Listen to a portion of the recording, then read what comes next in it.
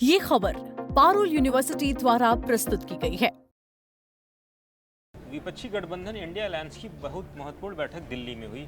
Constitution club में आयोजित इस बैठक में राहुल गांधी, ममता बनर्जी, अखिलेश यादव, तेजस्वी यादव समेत कई बड़े नेता शामिल हुए। ये 2024 लोकसभा चुनाव के बाद गठबंधन की पहली औपचारिक बैठक थी। ममता बनर्जी के कहने पर बुलाई गई इस बैठक में 23 पार्टियां शामिल हुई, लेकिन डीएमके और आप ने दूरी बनाए रखी। हाल ही में हुए विधानसभा चुनाव के बाद विपक्ष को कुछ झटके लगे हैं, इसलिए ये बैठक काफ़ी अहम मानी जा रही है। आज हम आपको आसान भाषा में बताएंगे कि बैठक में क्या हुआ, कौन कौन शामिल था और आगे क्या हो सकता है। तो जुड़े रहिएगा वीडियो के अंत तक। बैठक क्यों बुलाई गई? ये बैठक ममता बनर्जी की तृणमूल कांग्रेस के आग्रह पर बुलाई गई थी। पश्चिम बंगाल में 15 साल की सत्ता के बाद टीएमसी को हालिया चुनाव में बड़ा झटका लगा है। अंदरूनी कलह भी बढ़ रही है। ममता चाहती है कि सभी विपक्षी दल एक साथ आए और केंद्र सरकार के खिलाफ एकजुट होकर लड़ाई लड़े। 2024 के बाद ये पहली बड़ी बैठक थी, इसलिए सभी की नज़रें इस पर टिकी हुई थी। कौन कौन पहुंचा बैठक में? बैठक में कुल 23 पार्टियों के नेता शामिल हुए। कांग्रेस की तरफ से सोनिया गांधी, राहुल गांधी और मल्लिकार्जुन खड़गे मौजूद रहे। इसके अलावा ममता बनर्जी, अखिलेश यादव, तेजस्वी यादव, उमर अब्दुल्ला, महबूबा मुफ्ती और वामपंथी दलों के नेता भी पहुंचे। शिवसेना यूबीटी के उद्धव ठाकरे वर्चुअल माध्यम से जुड़े। सभी नेताओं ने एक दूसरे का स्वागत किया और लंबी चर्चा हुई। मुख्य एजेंडा क्या था? कांग्रेस अध्यक्ष मल्लिकार्जुन खड़गे ने बैठक की शुरुआत की और एजेंडा रखा। इनमें मुख्य मुद्दे ये रहे: वोटर लिस्ट का विशेष संशोधन यानी एसआईआर, जांच एजेंसियों ईडी सीबीआई का कथित दुरुपयोग, गैर बीजेपी राज्यों के साथ केंद्र का भेदभाव, महंगाई, बेरोजगारी और पेपर लीक के मुद्दे पर चर्चा, निजीकरण और केंद्र की विदेश नीति पर भी चर्चा हुई।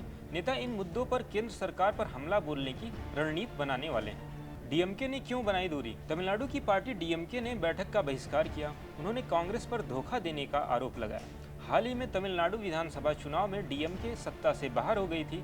उसके बाद कांग्रेस ने वहां नई पार्टी टीवीके के साथ गठबंधन कर लिया, जिसके बाद टीएमके नाराज हो गई। ये गठबंधन के लिए चिंता की बात थी, क्योंकि दक्षिण भारत में डीएमके इंडिया गठबंधन का मजबूत स्तंभ मानी जाती थी। इसके अलावा आम आदमी पार्टी भी इस बैठक से दूर रही।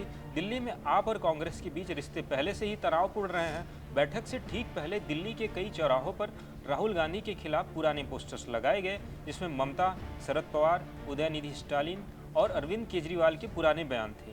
ये पोस्टर इंडिया गठबंधन की अंदरूनी कलह को दिखाते हैं। बैठक खत्म होने के बाद नेताओं ने संयुक्त प्रेस कॉन्फ्रेंस की। सभी ने एकजुटता का संदेश दिया। ममता बनर्जी और राहुल गांधी ने कहा कि विपक्ष मजबूती से केंद्र सरकार के गलत कामों का विरोध करेगा। हालांकि कई लोग कह रहे हैं कि इंडिया गठबंधन में अभी भी विश्वास की बहुत ज़्यादा कमी है। दोस्तों, 2024 के लोकसभा चुनाव के बाद इंडिया गठबंधन काफ़ी कमज़ोर नजर आ रहा है। कई राज्यों में सहयोगी दलों के बीच टकराव बढ़ गया है। पश्चिम बंगाल, बिहार, तमिलनाडु और दिल्ली में अलग अलग मुद्दे गठबंधन को अंदर से खोखला कर रहे हैं। कुछ नेता कह रहे हैं कि ये अगर जल्दी ही नहीं भरी गई तो 2029 के चुनाव में इंडिया गठबंधन और कमज़ोर हो जाएगा। बैठक में फैसला हुआ कि आने वाले दिनों में राज्य स्तर पर भी कई बैठकें होंगी।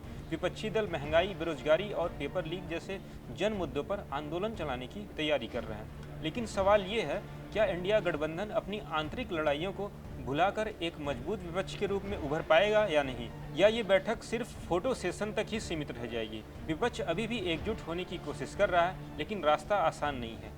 डीएमके और आप जैसे बड़े दलों का बाहर रहना गठबंधन के लिए एक बहुत बड़ी मुश्किल हो रही है। अब देखना ये होगा कि अगले कुछ महीनों में ये नेता किस तरीके से एकता दिखाते हैं और जनहित के मुद्दों जैसे कि पेपर लीक, महंगाई और घोटालों के मुद्दों को कितना उठाते हैं। इस बारे में आप क्या सोचते हैं? कमेंट में अपनी राय जरूर दें। वीडियो पसंद आया तो लाइक करें, शेयर करें, चैनल को सब्सक्राइब करना ना भूलें। ऐसी और जानकारी के लिए देखते रहें दैनिक जागरण।